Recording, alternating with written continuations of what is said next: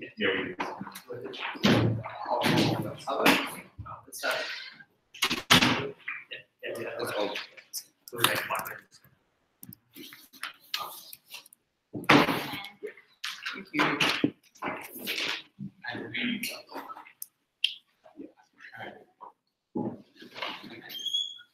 Thank you.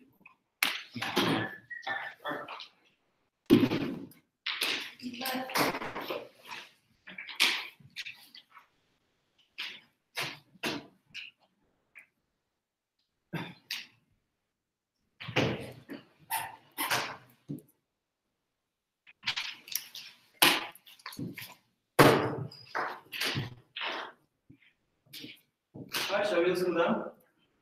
The one member. Oh, sorry, yeah. He's coming.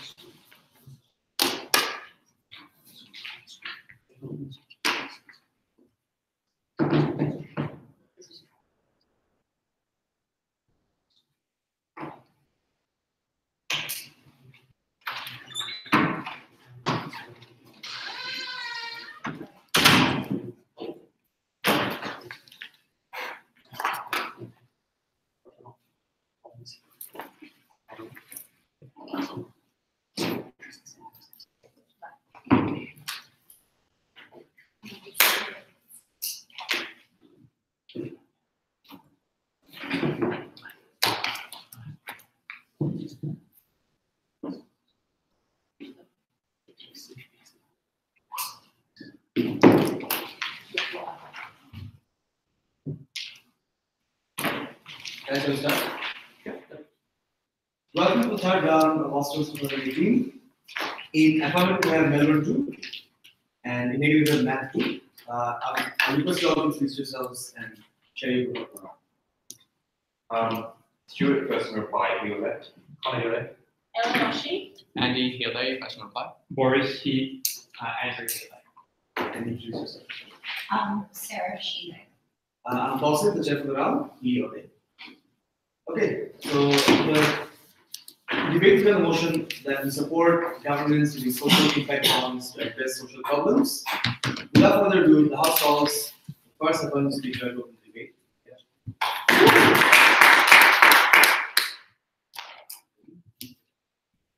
I'm taking this forward. Sure. Sorry, this is That's okay.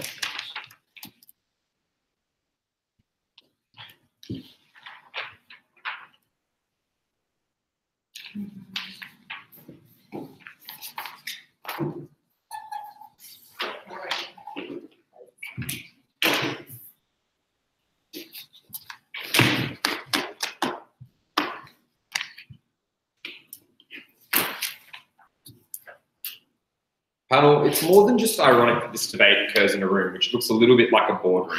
The reason that that's relevant is that we think that corporations, to the extent that government is unable to do particular actions or solve particular problems, can fill a really clear gap here and can effectively do what the government otherwise could not in order to benefit those citizens. The first thing I want to ask in my speech is just a little bit of context to provide to you. That's to say that these social impact bonds have largely been incredibly effective. Above and beyond the examples given in the info slide, they've been particularly effective in environmental contexts by basically saying things like you could build a house, but you have to have particular levels of insulation, or you may develop this area, but only if you don't use particular chemicals. The second thing to say here is that there has been systematic failures of lots of government, both in the West and in developing countries, in particular areas of public policy.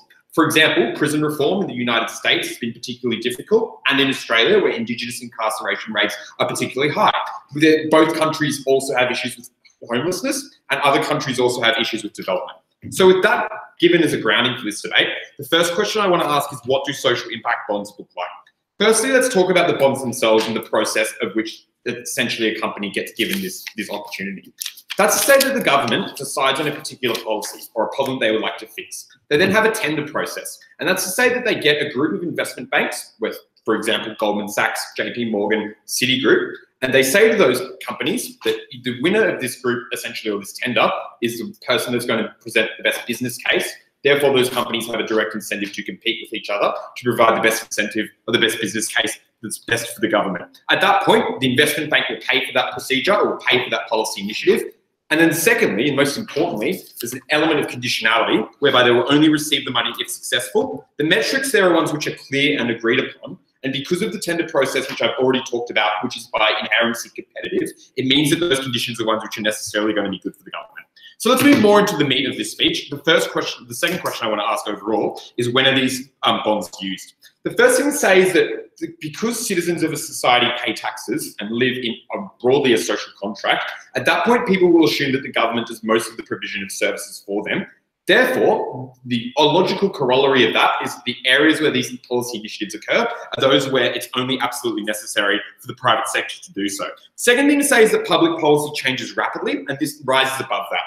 Benefits to policy initiatives are often diffuse, if at all. The example there we would give in youth employment. And relatedly, in the third point here, is to say that they're used when government policies have failed. That's to say the government has attempted to fix something such as youth unemployment via work for dole programs, but at the point in which that has failed, they turn to the private sector. I think the next point I'm going to make is critically important in this debate, and that's to say that these bonds are so valuable because they appeal both to the political left and the political right. They appeal to the political left because they are effectively fixing social problems or social ills and broadly based on notions of equality and rising people up from poverty, but it also appeals to the right and to conservatives because it involves the private sector and market initiatives, and that's something which gives it inherent value. The fourth thing to say here is that people vote for governments, therefore they're likely to avoid bad actors. That's to say that governments have a clear incentive to provide these, or in the tender process, choose a company which is beneficial. For example, they're unlikely to choose a Downie in Australia if there's a particular issue involving development in terms of, for example, a waterway. That's because they'd be decimated politically if they did so. The fifth thing to say here is that, and relatedly, is that if one company or one investment bank took on a project and was particularly problematic with that, they would likely have a level of transparency which would not otherwise occur if the government was the provider of that. Therefore, those companies, because their reputation is important, they're unlikely to engage in pernicious practices, and if they do, they'll never be chosen again by the government in a tender process. The next question I want to ask in this speech is, what are the benefits of a social impact bond in that particular policy instance? This has two limbs to it. The first limb is why the government is necessarily bad, which is a comparative point. The main point that I want to say here, before I give numerous reasons why the government is problematic, is that the government is constrained by interests that aren't relevant directly to the efficiency or the efficacy of a particular initiative. That's to say, first of all, that governments are often subjected to corruption and vested interests, whether that is due to just simply relationships of capital which have occurred or due to historical overhangs from the way in which that country was constituted. Comparatively, these have a lot more transparent mechanisms to act in accordance or against those mechanisms, but also there's a clear alignment of interests in our situation of social impact bonds with the private sector, which otherwise does not exist when you are subjected to corruption and vested interests. Secondly, governments are constrained by election cycles, therefore they're unlikely to engage in long-term planning and long-term initiatives because the benefits of those are ones which will accrue over the long term, but the costs of those which will accrue on the short term. The third thing to say is that governments face political risks. That's important to note because governments are unlikely to attempt more ambitious public policy initiatives on the side of the negative. Things like the reason that people don't like the idea that their tax money is going to rehabilitate criminals because of the way in which the government has historically portrayed criminals. That's something which the private sector is not constrained of and is related to efficiency. That's a clear benefit. Fourthly, governments are often subjected to regulatory capture. Industries which are groups which are meant to regulate industries, such as the FCC in the United States, have essentially been overridden by insiders of that industries. Therefore, the bodies which are otherwise tasked with overseeing these are ones which don't have the interests of the citizens at heart. Importantly, conditionality on a clear set of metrics overcomes that, and the government can say that we want you to lower the level of youth incarceration rate when that's something which ties in neatly with the impact bond itself. Fifthly, otherwise, what happens inside negatives, often privatisation is done in the other direction. The example there would be privatising of prisons to complete contractors in the United States. Note importantly, those changes are sticky and things which are difficult to change. That's again something which doesn't occur on our side of the house because the social impact bond, as I've importantly said, appeals to the right already, and therefore those things are less likely to be agitated for.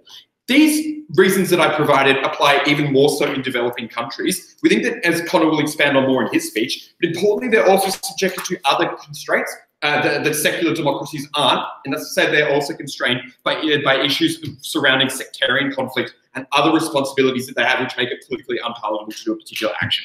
The sixth reason the government's bad is a simple one. They have to do other things which they have to juggle. But seventhly, and finally under this point, they also effectively have things that they can't afford. That's why a bond is so important, because you can pay that back to the company at particular periods or different intervals in time into the future. Therefore, you avoid all the political issues and financial issues surrounding debt and budget deficits. So why is the private sector more efficient? Firstly, and prosaically, there's a clear alignment of incentives there. Companies are constituted by shareholders, and the people who run them are the directors who have directors' duties to act in the fiscal interests of those shareholders. That means that obviously they have an incentive to get the money, which means they have an incentive to do the policy in a way in which is aligned with the metrics they've already set. Secondly, in terms of human capital, the context here is important. The majority of intelligent and educated people work in the private sector due to reasons such as money and prestige. That's important because in our world, smart economists from Big Four companies and other investment banks are designing policy, as opposed to the status quo, where those people are still engaged on a consultancy basis because they've either worked in the private sector all their time or haven't otherwise. That's important because in our world, people either will go to the government, or if they still stay in business, they're doing socially productive things. The third thing to say here is that the people who will be engaged in tasks implementing these policies are those which will be responsive to the markets. And that's to say that they will understand the financial markets and the incentives in the way in which they operate, in a way in which a public sector official necessarily can't. The final point to say here is that companies have a clear interest and incentive to act corporately responsible due to corporate social responsibility. The comparative there is that the government that you're going to stand behind is one which has a monopoly of power, because there will always be a government which is in control. In our world, at the very least, there are different companies which can be engaged at different points in times. They all have an incentive to do this in the most efficient and productive way. So proud to propose. The House sends the first speaker, requesting the first speaker.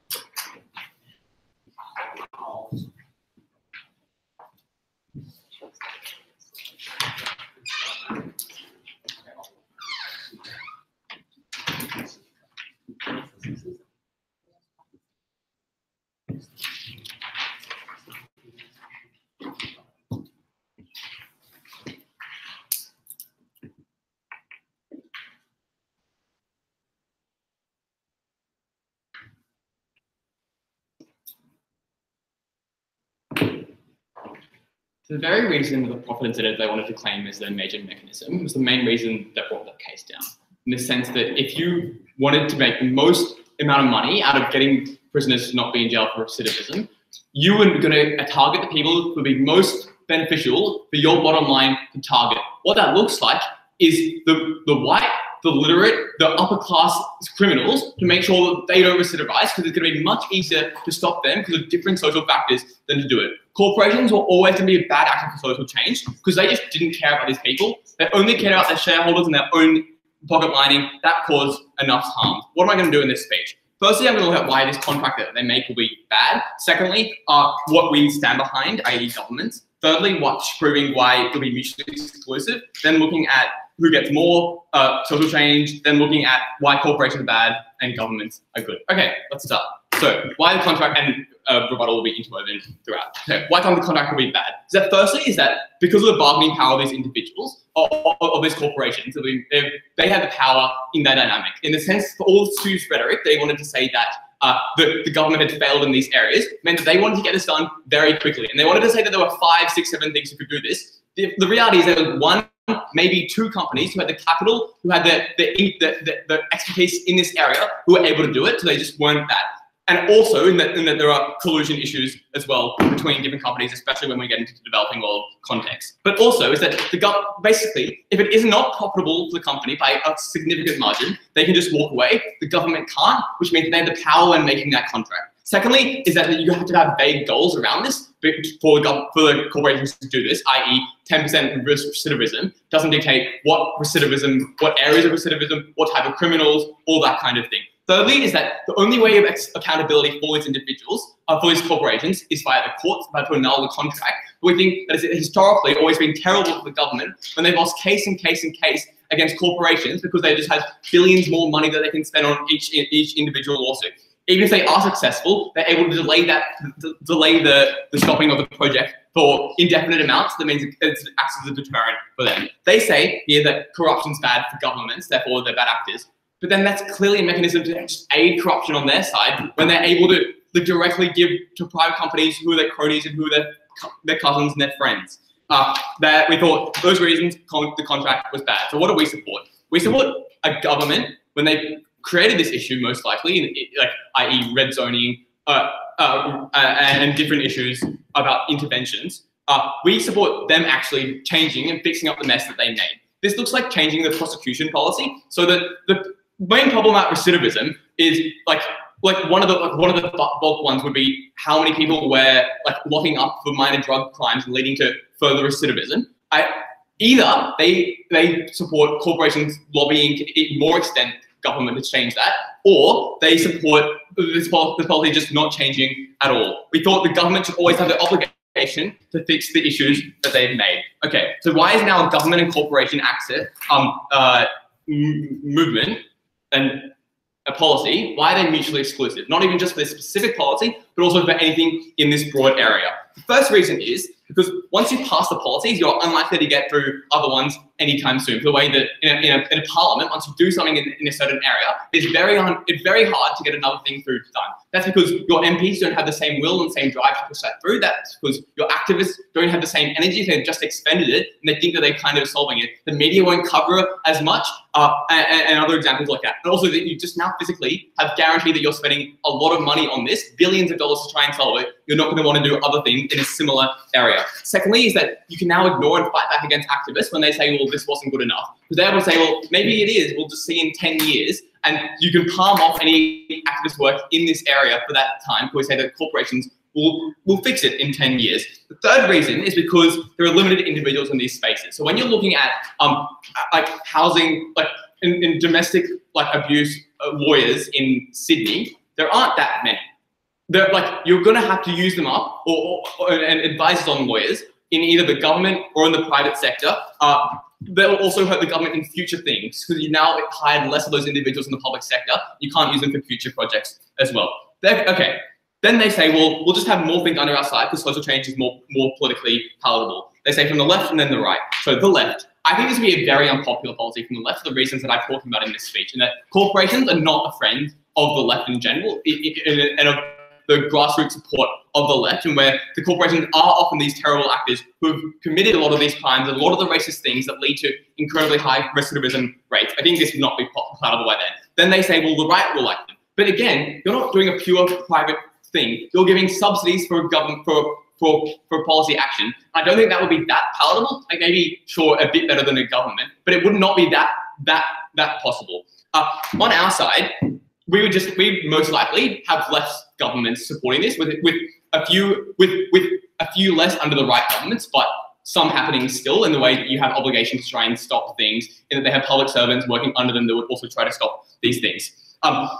They then say, well, this would be also more palatable because people don't like giving money away to rehabilitation. But even if we're still giving away a fuckload of money, so actually not spraying a string, in that you're giving away a lot of money, or at least a very similar amount of money to these policies. I think therefore it's unlikely to change that much. Okay, now why are corporations actually really bad at this with harmful ways? The first thing is that they aren't altruistic actors. Let's clear that up. This is Goldman Sachs. This is other investment banks that are only there for their own profit and for the profit of their shareholders. This means they'll cut people loose who are too hard to residents. So when you're on the ground and those actors trying to talk to them and trying to talk, somebody has a mental health issue, if they have an alcohol past, if they isn't very much to the numbers, and it's harder to rehabilitate people from African American and lower educated areas.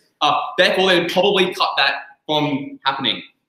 And also is that they probably won't do. There are other things that need to be fixed other than that just issue in that area, and they won't do those other things because they don't care about those other things. So, like for example, for example, like recidivism, they'll try to do that, but they won't try and stop issues of abuse and that kind of thing in prison, which were the sort of things that actually need to be stopped. Secondly, is that they're acting in cost minimization ways because of the reasons that Stu brought us, and therefore the same impacts from the first issue. Thirdly, is that they just don't care about the long term, what happens past their time. And that they say that they have an issue of corporate incentive, corporate responsibility, but that's happening 10, 15 years later when those people who make the decisions have moved on to different jobs, when they're in different areas, and that they already have made money for their shareholders at that point and therefore are going to benefit of it anyway. And also is that when Fourthly, is that importantly, you can't be changed once you've made for reasons I talked about earlier, that you can't get access to this, but you bind future governments to it, and so you stop the accountability mechanism. So if a policy is creating other external bad effects, a government can stop that policy. We can't stop this corporation train that they just let loose. Fifthly, is that you increase the lobbying capacity of corporations on the government, because now they have a reason to do it that's seen as legitimate. Lastly, now, why the government is a better actor. Firstly, is it altruistic, but secondly, and importantly, is that it is very accountable, in that they have every reason to act in the best way so that they're not voted out in the next election, so they can't create other issues by solving this issue. Corporations simply can do that, because at the end of the day, they're getting money from this, and that's all they care about.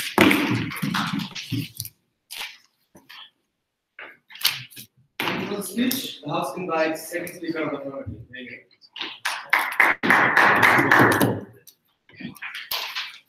Thank you.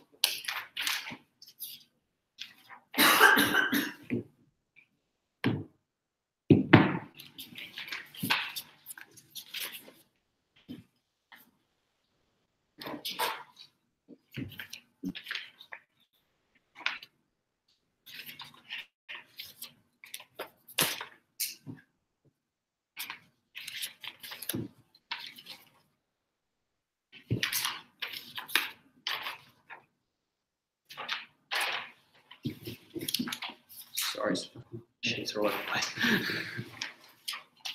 Cool.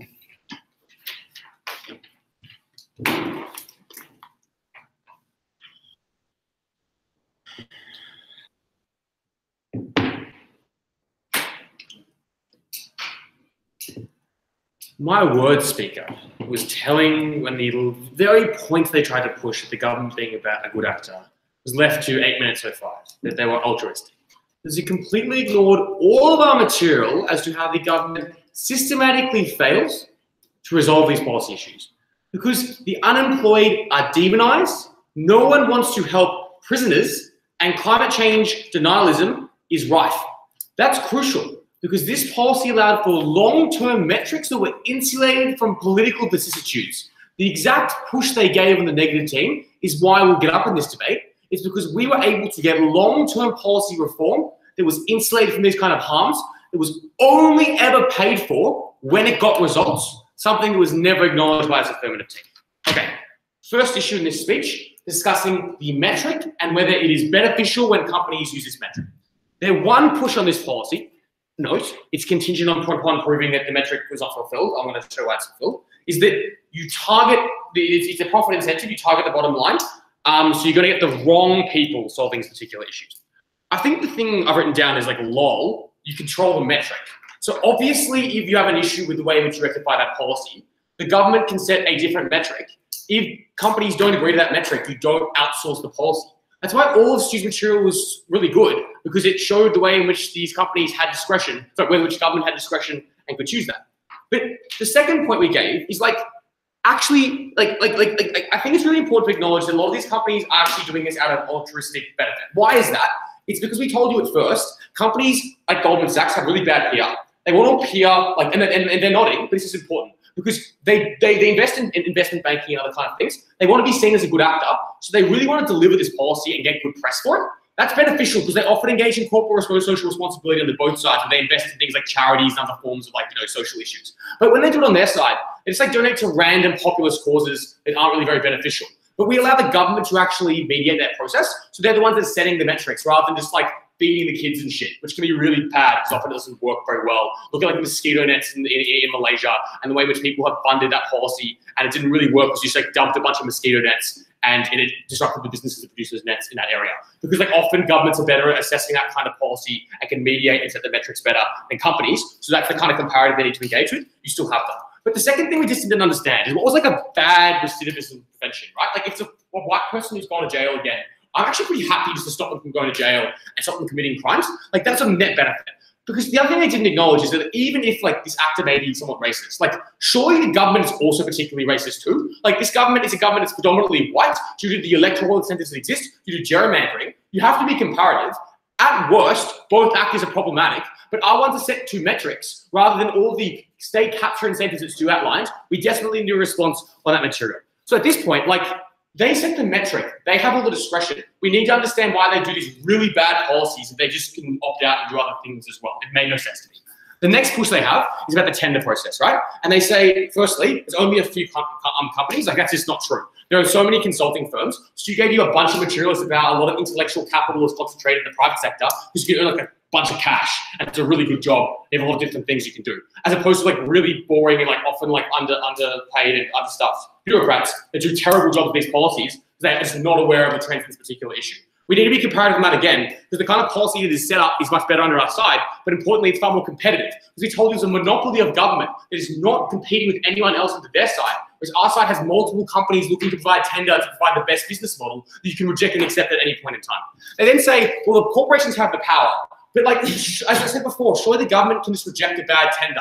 It's just unclear to me is why the government's the one offering the bond. It clearly has the discretion to choose. The corporation can't force you to take it. But also, it's pretty unambiguously clear when it's good or bad, because their final push is oh, you can't sue, it's bad, harm to sue them. But if you don't meet the metric, you sue them. That's in court. It's really clear and obvious because it's a metric. It's a standard. It's really easy to sign and it's really easy to win. That's why Australia won plain packaging laws over Philip Morris's lawsuits, because it just, when you set a clear metric and you establish it, you violate it. You've obviously fucking not filled that contract out. That's why this is far better. We just didn't understand that point at all. So at this point, they basically spent a bunch of time waffling about the government being a good actor and a good bloke, but never actually proved it. And we proved why the government was really terrible. Now let's explain why it's a necessary policy in this case. Because the final thing they say is that, well, the companies can ignore activists if it's a bad policy. This is essentially the biggest push of our case, which I kind of gave my introduction, but I'll look at a little bit more. Is that this is the problem. It's that you can't insert these particular actors from political change. After 3 years, there's no unemployment reform. You go, fuck, we better change our policy. But importantly, under our world, you only pay them when they succeed. So you can aim for long-term policy. You can alleviate policy in 10 years. And the great thing about that is you get no results in the short term. That's fine, because if you fail, you don't pay them. That's the beneficial part of this policy. That's why it's massively good for this debate, because you don't have to pay it. So you can spend it on other things. You can change your policy. If it's really as bad as the native team says, you just don't spend it in that area. You spend it in other areas. So if we prove that this policy works sometimes, it's just a really strong win, because we proved to you consistently why a lot of policy, like environmental policy and social reform, involves around demonized images of people. They don't want to support them. They don't want to invest long term. They're bound by electoral cycles of 3 or 4 year shifts, and they often swing with the tide of public opinion. Whereas the rhetoric that, wow, you only have to pay for this if we solve poverty is a pretty good one. I think most people would support, and it's a very strong benefit to our side, by a long way improved public policy in that regard. Okay, I'm going to finally add some substantive on developing world states that have fractured governments. Because I think it's really important to note that a lot of countries just don't have the capacity to actually offer these kind of services in the first place. So we look at Pakistan, where there's very little faith in the government. The military has a large amount of control, and it's very difficult to engage with them. That's important because their bureaucracy is literally incapable of administering these services. There's a large amount of conflict and there's a large amount of mistrust. So often the Taliban will bomb particular outposts of governments when they're offering healthcare services because they see it as sectarianly aligned. That's really important because in Pakistan especially, there's a large amount of trust in charter schools and private run education systems. And that's really is non-sectarian and it's impartial. So at this point, people want things like healthcare, but they don't trust their government. Our policy is the only way in which you provide a bond system to allow private actors to fulfill these kind of roles, because not the only other comparative is privatizing particular sectors. Not all the harms they talk about are exacerbated, in which you give private ownership to a company to earn profit, rather than putting the metrics specifically on reform. So all the three benefits there. Because the key thing is that we have more trust in that system and more likely to be engaged in that particular kind of system than the government.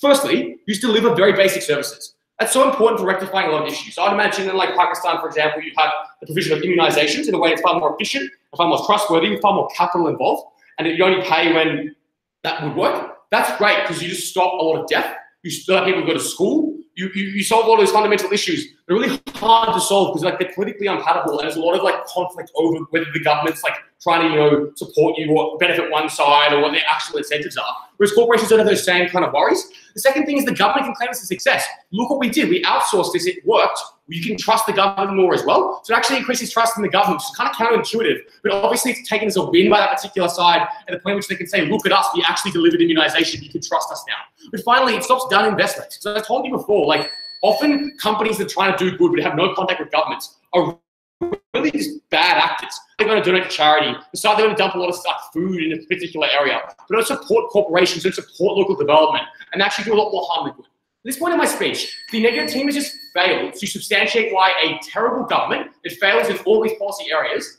is better. We've shown you that it's comprehensively far better for long-term policy. So proud of you boys.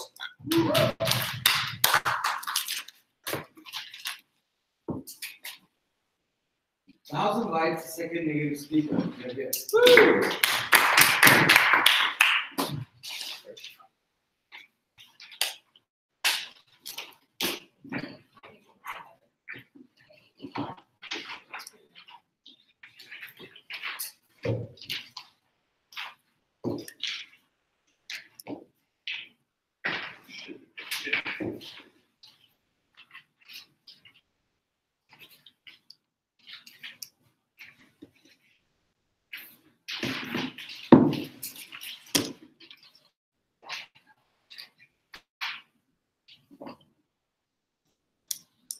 Ready?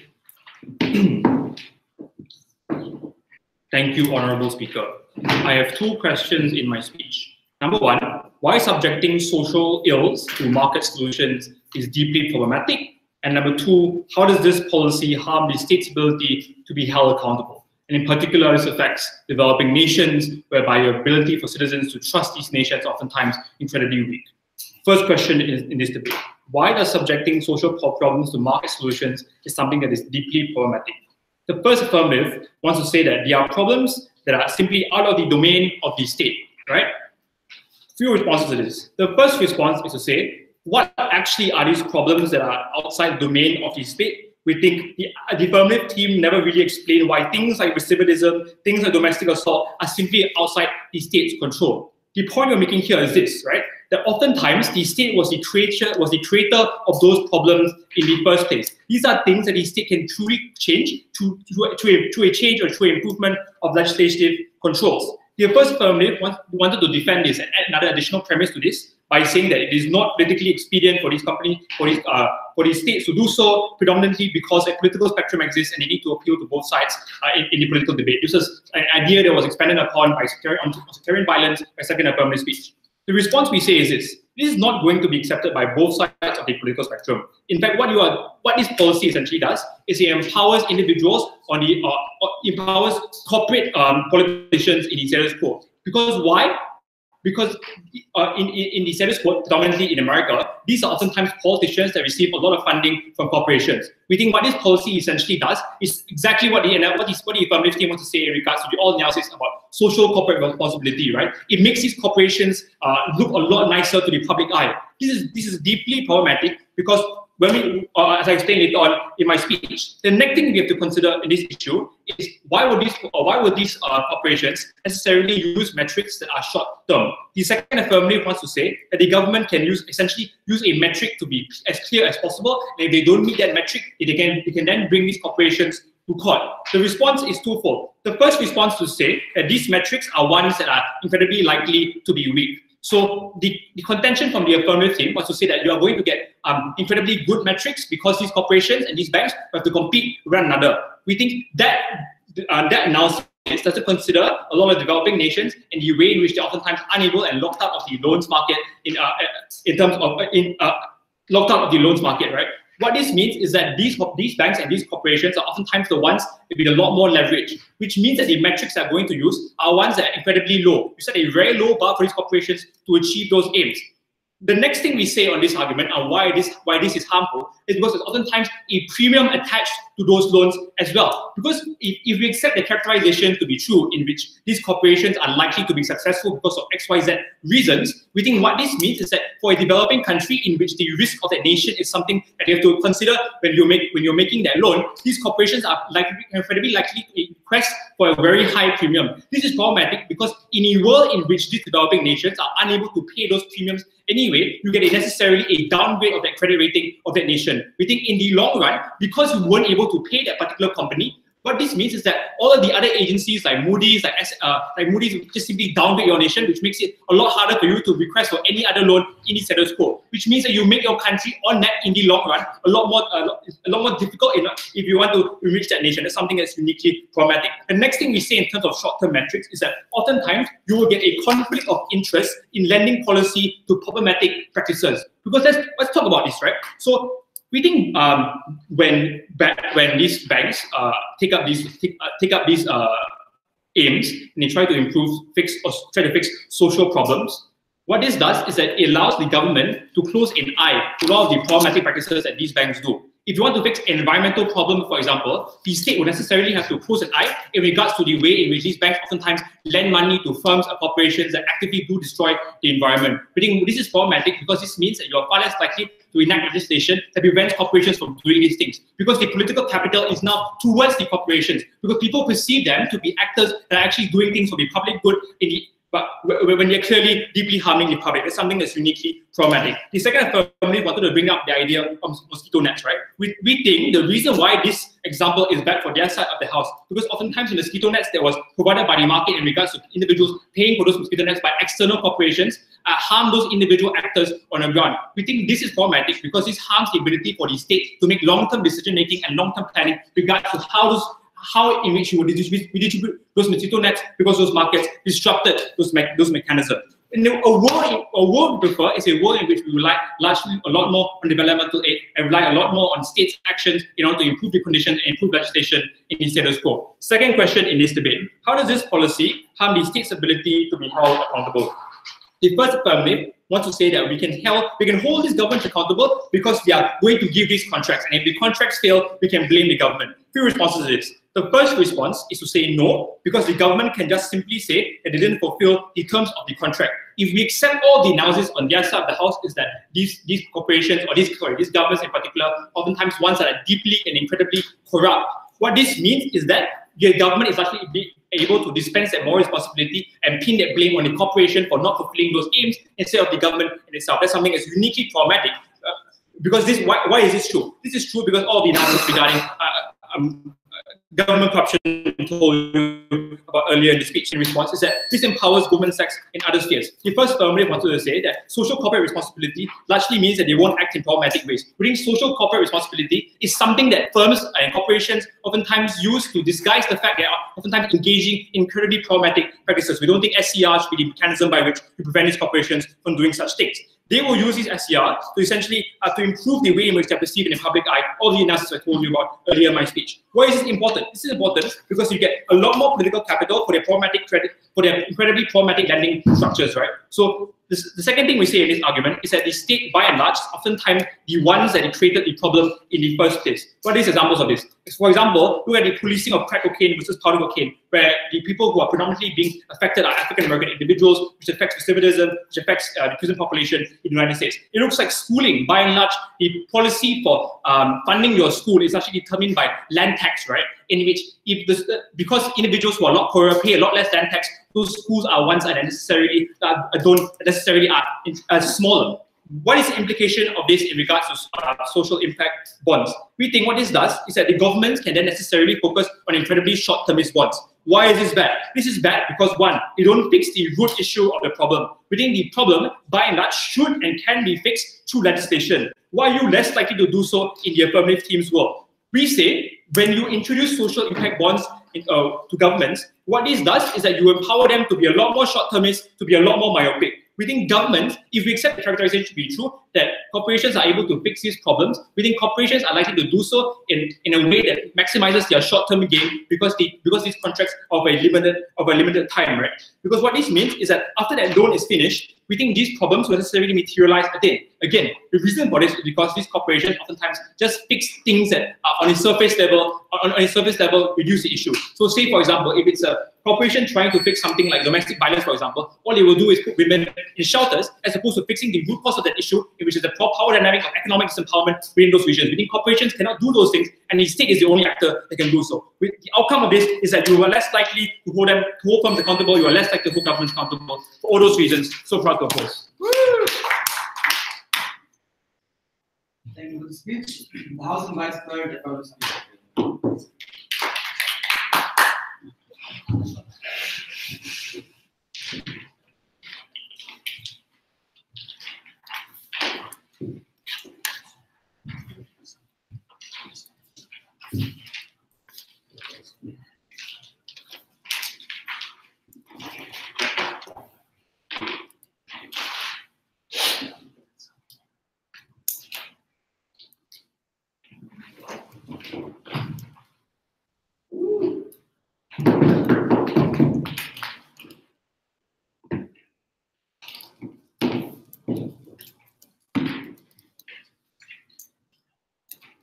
Speaker, if you care about outcomes like lowering recidivism or improving education or improving whatever else these social issues look like, then you have to stand with side affirmative.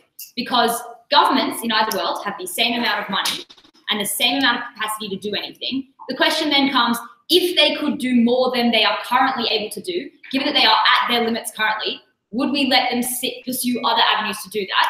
We give you another avenue when we give you businesses that have financial incentives to do these social impact bonds and do them well, because otherwise they don't get paid. It is a smarter decision for governments because no longer are they taking a risk on taxpayers' money and investing in things that might not work out. They only pay after the fact. So there is literally no loss to them giving businesses proposals and being like, do this. Because either they don't do them well, they get no money, the government loses no money, or they do them well, the government pays them, that money would have otherwise gone into fixing those issues, and more issues are solved because the government can now focus on the issues it has the expertise over. At this point, we just win this debate by a huge margin because we solve a whole bunch of social issues that governments would just never touch. And I'm going to discuss that in three questions in this speech. Firstly, on why the government is just not the best actor in this debate for solving certain issues. So to the extent they might be a good actor for some issues, that is not the case for all issues. And in those cases, it is better that these businesses take action there. So the only analysis we get on why governments are a good actor under this issue from the negative team is that they are just an altruistic actor that acts in the interest of their people. We give you two responses to this. One, we tell you at Conda that often they are not altruistic. They are incentivized by elections and popularity, which means that they are likely to steer clear of controversial issues. That's why governments are less likely to focus hard on things like homelessness or unemployment issues, because they know that those will be things that are divisive in society, because they will require huge amounts of expenses at the cost of taxpayers. That's why those policies never get voted through. That's why things like homelessness and unemployment are huge issues in most countries, because governments don't want to risk controversial policies for with taxpayer money that will get them voted out in the next election. But secondly, as I said in my introduction, governments are just juggling a lot. They have to deal with the education system, they have to deal with diplomacy and healthcare and a million other things.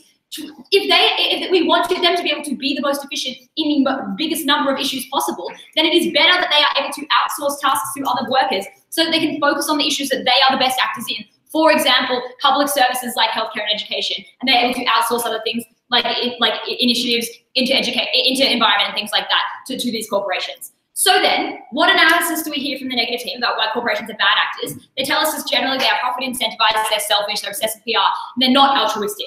We give you more nuanced analysis about why this isn't enough to say that they would be a bad actor in this particular context. The first thing we tell you is that they have smarter people, because people who have higher educations and are more better at their jobs are more likely to be picked by competitive firms, and the better, most financially profitable firms are likely to have the best, most efficient workers. That was really important. It meant that the way they approach this government, the way they approach their policies, the way they approach social impact initiatives was likely to be more intelligent and more in depth than the government officials who had been briefed on it for 5 minutes and then had to go and solve that social issue.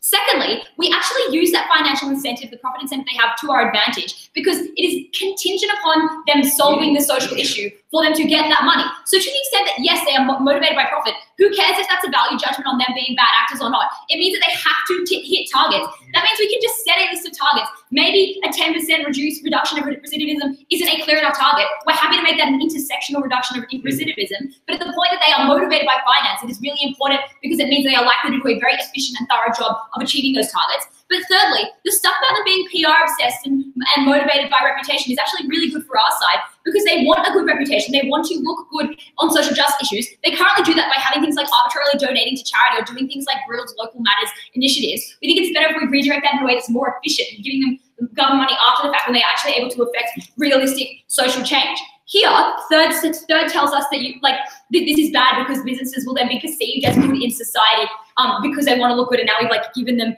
something that makes them look good, and therefore you're more likely to overlook their transgressions. One, they never impact the actual harm of this. So even if everybody does see a business that's done some bad things as good, why is that a bad thing? Particularly if they've done something like solved homelessness. I'm probably happy to overlook some corruption in that firm if they've done something that improves the welfare and the stability of people en masse in a way that outweighs those harms. So that's our response to that. Finally, on this question, they tell us that corporations have all the power, so it's a manipulative relationship because governments are desperate.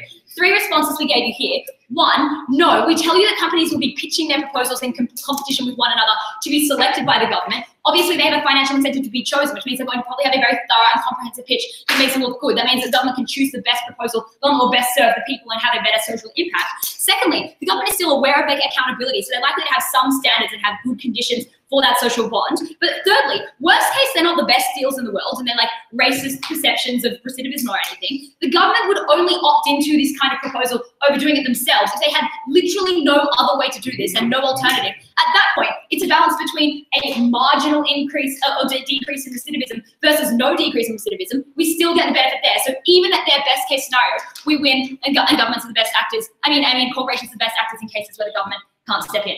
So let's look at the second question then of who would have the best approach to solving the issues that corporations would do. They tell us that in principle, governments should just change policy rather than fixing the aftermath. That's the best way of solving those issues. We tell you 2 things here. 1, you can't just policy out every social justice issue ever. How do you make a policy that stops homelessness or unemployment? If there was one, surely the government would have done it by now, because surely that's something that everybody would vote for. Secondly, if the government if the government could fix all those policies, obviously they would. There are 3 reasons why they can't do them and why businesses should step in. 1 is a lack of money to afford those kinds of policy changes, things like the fact that government is huge amounts of debt. We also give you analysis about why governments are enough, this kind of offsets that debt to companies so that governments don't have to balance it all, gives them more revenue to focus on issues closer to home. Secondly, it seems like a lack of understanding of the core or the root cause of those issues, which money doesn't solve everything. You can't just give money and then solve some kind of disease epidemic. It takes a lot of research and focus on a particular issue. That's what corporations are able to do better because they can focus their time on it, whereas governments have to juggle a lot of things, as I said. But thirdly, as I told you, it's things like having to focus on controversial issues. We tell you that governments are more willing to take up controversial issues and dish them out to companies to solve, when in the status quo, they're less likely to do that because they don't want that to reflect badly on them. In a world where they can offset that to somebody else, they're more likely to do that. So, at the the end of this issue, the government literally can't lose money in this policy because if it is not effective, they pay nothing. The alternative is that they invest tax money in something where there's no guarantee of success. It's likely to be inefficient because they have worse workers, and therefore it's likely to be a worse approach. Let's finally look at the other outcomes, the corollary benefits we get under social impact bonds. What they tell us here is that people will not like this policy because they'll see it as collusion with corporations. I think we come at that nicely with Connor's substantive on countries where there is more trust in those banks and private sector than there is in government. So the example he gave was Pakistan, where people are unlikely to engage in public services like healthcare because they don't trust their government. If that service is run by a corporation that they're more likely to trust, that means they're more likely to go out and seek things like immunizations. That was better because people got immunizations, which is a benefit for their health. But secondly, that was unresponsive to Stu's substantive about why this was a happy medium, because it wasn't a risk on taxpayers' money, which meant that the right was likely to support it. But also it was a social justice issue, which meant the left was likely to support it. We got we got massive benefits because we got mass support for something. We meant that more social justice issues were focused on that probably otherwise would just get swept under the rug. And because this meant that the government just had more liquidity to deal with the issues that the government was best at dealing with, we were so proud to propose this motion. Thank you for the speech. The House invites the third.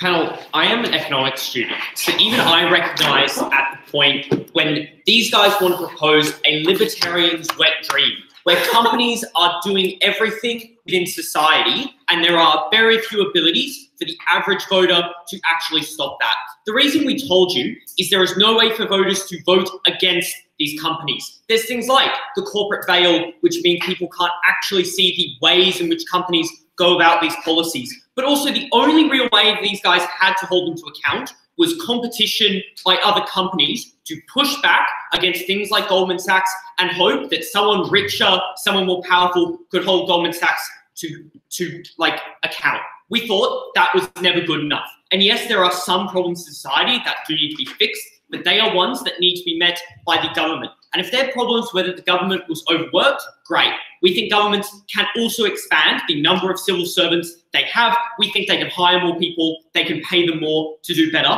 That was not a reason to turn to the private sector in this debate. So, two things in this debate. Firstly, who should solve these problems, governments or private businesses? Secondly, how does this policy play out? Firstly, let's briefly deal with who should solve this problem. We think that governments at the moment, because they're voted by the people, have a prima facie social responsibility to solve these problems. That was something that the Affirmative team had to override within their case. And I think they really have three reasons as to why this policy would work.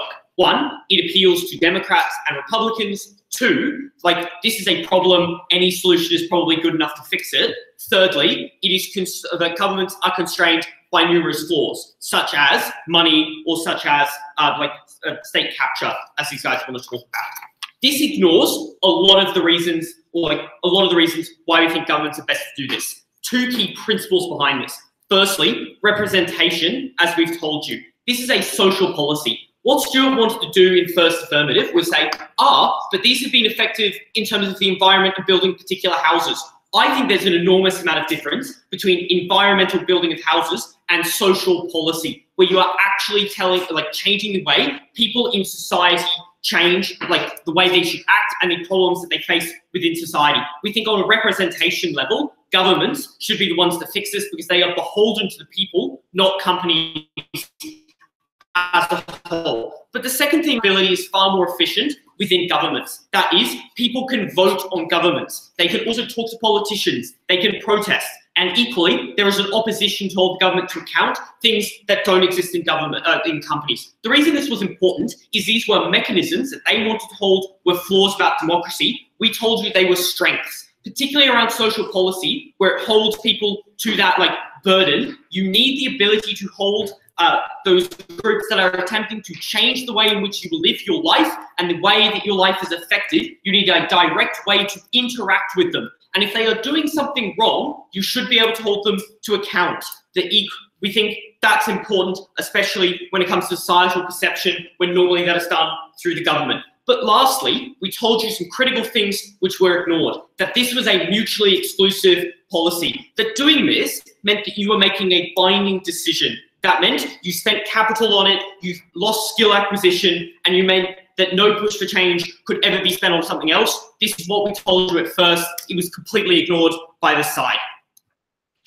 Equally, we think governments have a responsibility to do this because in many cases they created those problems to begin with and think they should solve it, particularly about zoning, particularly about mandatory minimums. They need to fix them rather than necessarily outthink companies who can solve it, and this legislation stays intact even post-contract. So let's move. So we think on its face, that is enough to say that governments should deal with this, but we're also going to deal with how this policy plays out.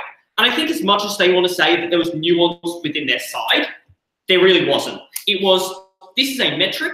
If the government sets a good metric, it probably is going to end up well because this was literally their choice. If it fails, you don't pay. If it succeeds, well, you pay and you've solved your problem.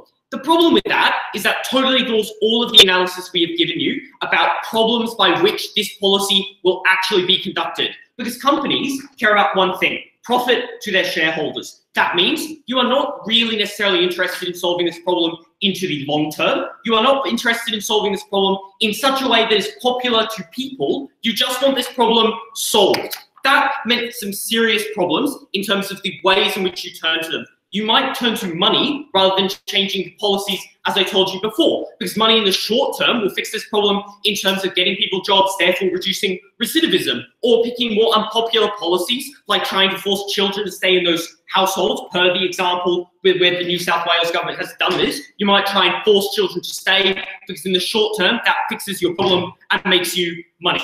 But it also, this policy doesn't deal with some harms they want to recommend, such as state capture. I think if anything, corruption increases because Goldman Sachs is probably going to want this contract because this is one of the most profitable contracts that will ever exist. And if they can bribe a few politicians to be on their side, that is probably worth whatever the price of the contract. So we think if anything, you get even more investment in this particular policy. But equally, we think in terms of the contract itself, it is especially harmful. One, they are probably going to be vague. It doesn't matter how conditional you make this metric, you are going to have a vague idea. It's not going to have specific policies you want conducted to solve a problem. It is going to be very much up to the company to decide how it wants to solve the problem. That's an issue, as I've told you earlier, that people should have accountability to policies that affect them. Secondly, bargaining power of these companies outweighs governments. Because as soon as the governments come to these companies in a tendering process, they are the ones who have admitted that they can't solve the problem and are going to have to cede a lot more terms. That is bad for the government in terms of binding themselves to future decision. Thirdly, the only mechanism they have to uphold against them are things like the courts. The problem with that is, one, companies know very good ways to delay these processes by years, if not decades. Secondly, those metrics are probably vague, which means they have lawyers that can possibly prove in some circumstances why they have completed the metrics. Therefore, the government should pay. We think those legal technicalities are not a good way to be dealing with this. We think that in of itself is a bad accountability mechanism. But let's also look into the states themselves. Firstly, I've already told you why this flip-flopping that they want to talk about social policy is not bad in of itself, because that is a mechanism of accountability. But equally, we tell you that states should not be bound by future policy. That is, if a government makes a decision now, they should not have to bind every single future government to that particular contract. That means this should be something that is done by the government, particularly if this is an unpopular policy in of itself. We think that it should be constantly put back to the people as a whole. What are also long-term effects? And this deals with a lot of their what about developing nations material. What happens if you turn to companies once or in the future is you will continue turning to them, especially if you are not confronting these problems about issues between the left and right, you simply turn to companies for resolution. The harm of that is you never look to new civil servants to bring on. You never get skill acquisition among the civil servants you have now to solve the problems you have later. That means you make your bureaucracy even more effective into the future. And if we want to talk about Pakistan, the thing it probably needs right now is an effective bureaucracy rather than constantly going back to companies, to the point that no matter what they do into the future, they will always have to turn back to companies because they don't fix their problems. They don't empower a bureaucracy that can stand up to companies. So they are bound by this policy into the end, which makes their bargaining terms even worse because the government cannot do it itself. We were very proud to oppose. 6,000 likes, the third, so let's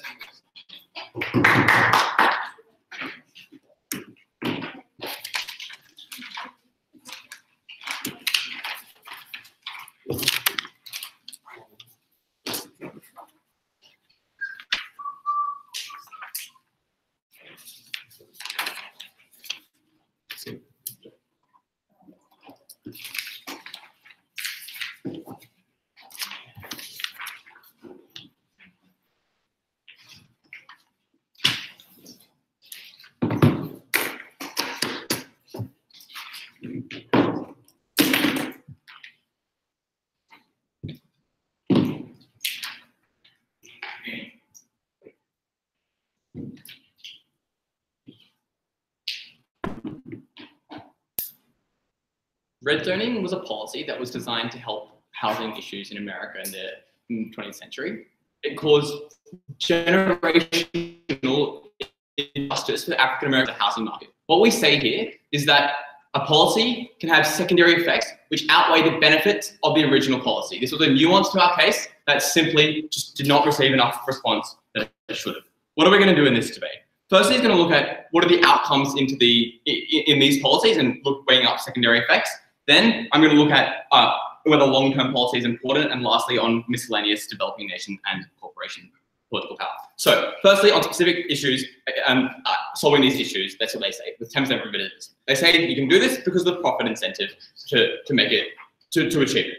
We say that if there is something that the government can do, the corporations can do, there is still an avenue that the government hasn't explored, and we told you in our speeches that the government would be forced to explore another avenue, which they would go down. Well, they say, well, they'll do it better than the government because of competition to get different things. We already told you that this competition was have to be very limited, but also we told you that government has very little power when making that contract because they need to say that they have solved this issue now because they've already failed previously by their own analysis. The third reason we tell you that this wasn't true is because they don't help the most needed. And if you care about the social issue, i.e. helping the vulnerable people, they principally should help people who are most affected by this policy, i.e. African American people without an education, rather than the wealthy white person who isn't going to recidivize anymore. Furthermore, what we tell you here, importantly, is where all our material came in, was that you cause secondary bad effects. So, obviously, as I talk about red zoning, there are going to be bad effects to government and corporations. The thing is, what are you going to do at that point when they happen? You need to get some way to hold them accountable, and that you simply fail to do that under their side because you can't do this because they're locked into that contract for so long. And they're not violating the contract because they haven't done anything wrong according to that 10% recidivism rule. They say, well, they won't act in this way because of corporate responsibility. We told you, firstly, there was nothing compared to the profit incentive that they wanted to build up throughout as well. And secondly, any corporate responsibility they wanted to have, we would have under our side as well. And they wouldn't just give bad money to charity, they'd want it to go to good places that's better for corporate responsibility by their same analysis. Then we tell you, so if they achieve their goals and we achieve our secondary outcomes, which one is more important? We say that it was more important to achieve our, to prevent secondary things. This is for two reasons. The first one is that you lose your will for future change for all the reasons in my speech that just were not responded to, that you take up space and you kill the debate when you do this. That means that bad legislation remains, e.g.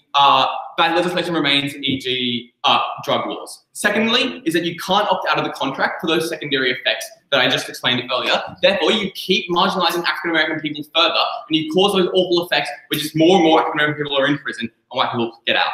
Then they say, well, at least we increase the will for the change. We already told you that this wasn't politically supported because of the way that the right doesn't like subsidies and the way that the left thinks that this would seem like the government had given up helping social issues. Therefore, we thought they didn't increase the wealth of change and actually used it up as previous response. Secondly, now second issue about long-term change. They say flip-flopping is really harmful. They don't impact this at all, though. I don't know what the harm of that is at the end of the debate. Three responses why we think it's not true or important. Firstly is that often it is important to flip-flop in that you can recognize a bad policy and then you overturn that bad policy from doing those bad effects. Secondly is that we think it won't likely be done in bad ways, the way that Drew talked about. And thirdly is that it's an individual right of a nation to decide whether policy should be overturned or not, and we thought it was bad, principally to allow that to keep happening. The last stitch in the third issue is now developing nations. The first thing we told you at Boris was the nuanced analysis about credit rating and how this would actually screw over developing nations, but also is that there's corruption probably in government and in corporations. At least you can hold governments to better accountability. We also told you increase the political lobbying powers for corporations. But plainly, at the end of the day, if governments can kind of fix those 10% issues anyway, let's make sure they don't cause tons of other bad effects. To end the debate, the House invites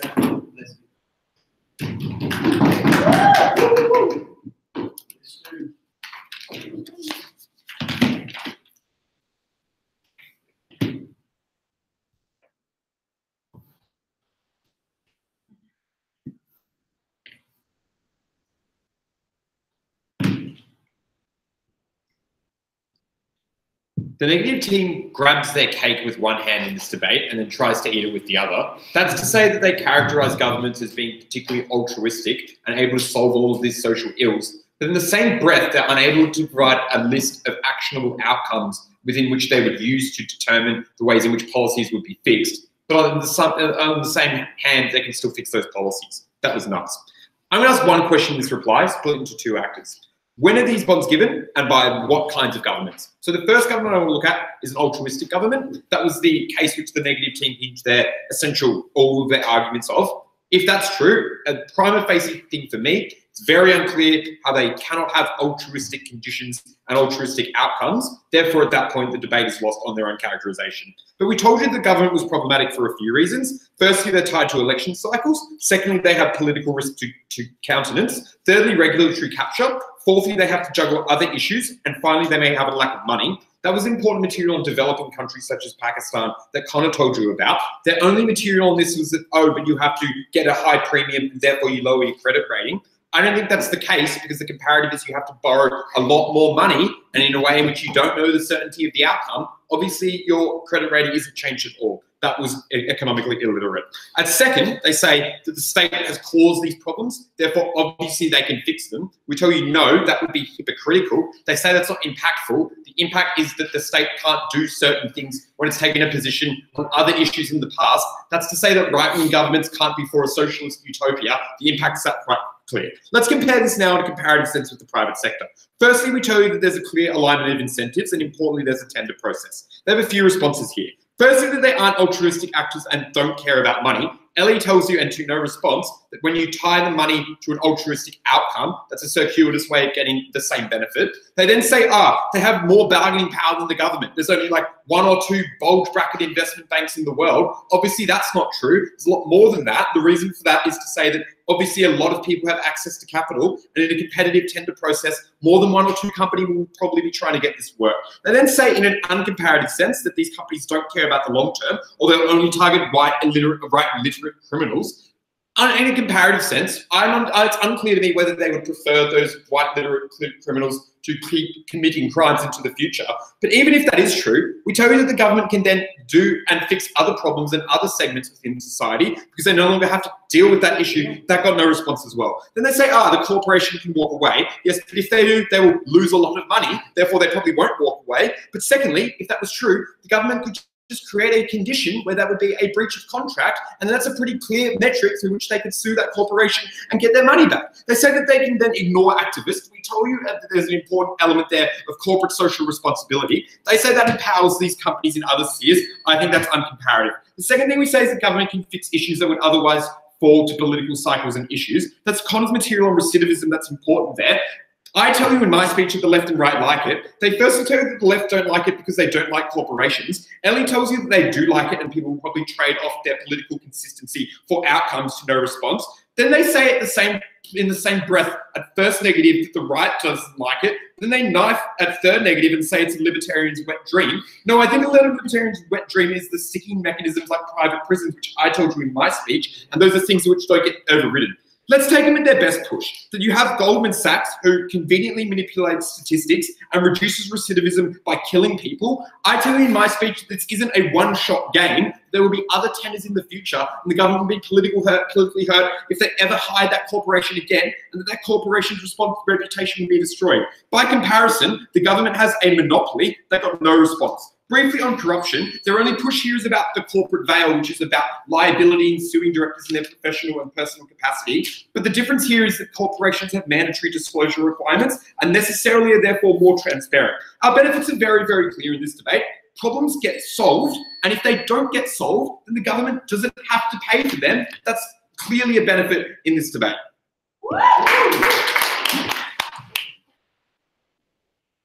Teams, close the floor, shake hands, join with us.